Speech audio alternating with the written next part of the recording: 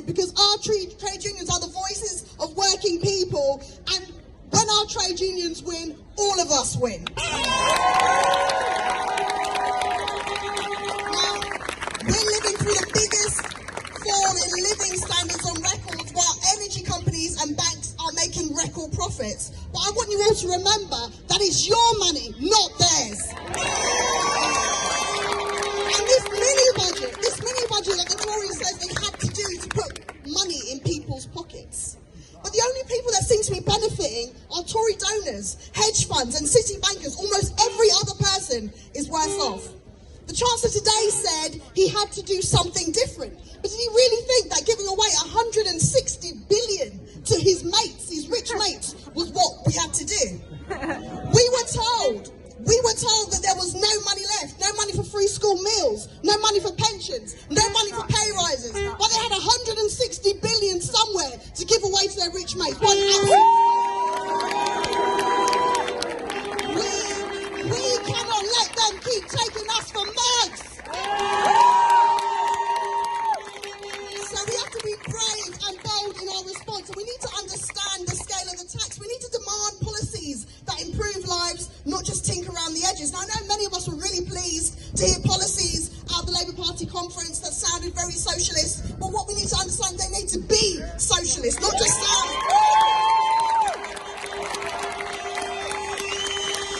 Not a little bit of public ownership, not a little bit of pay rises. That is not enough at all.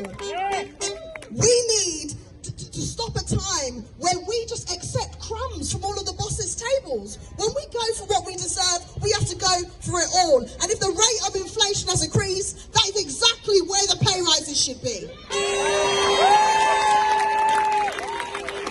That means we need to go after 70 billion in tax cuts for big businesses, not people on average pay. That means that if we need windfall taxes, not for 6 months, for as long as the windfall lasts, and ultimately nationalise all of our public services.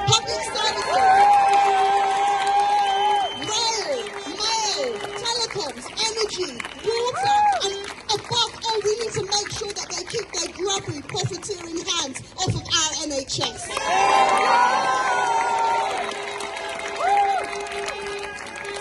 We have to oppose tooth and nail any attempts to pay for tax cuts for big businesses and the rich by cutting benefits or public services or public sector pay again. We need to stop a time. Enough is enough. We were not going to bail out the rich and the profiteering ever again. We need to demand that. We need to make sure it never, ever happens.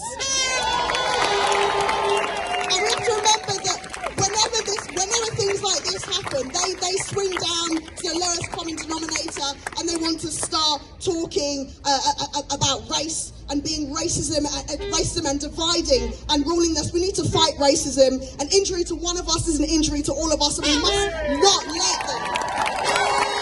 We must not let them divide our working classes. That means they need to stop. We need to stand up against them demonising refugees, and stand up against them when they put on these deportation flights, and stand up against them when they try to make out like migrants are causing a drop in wages. Just an absolute disgrace. We need to stand up against racism.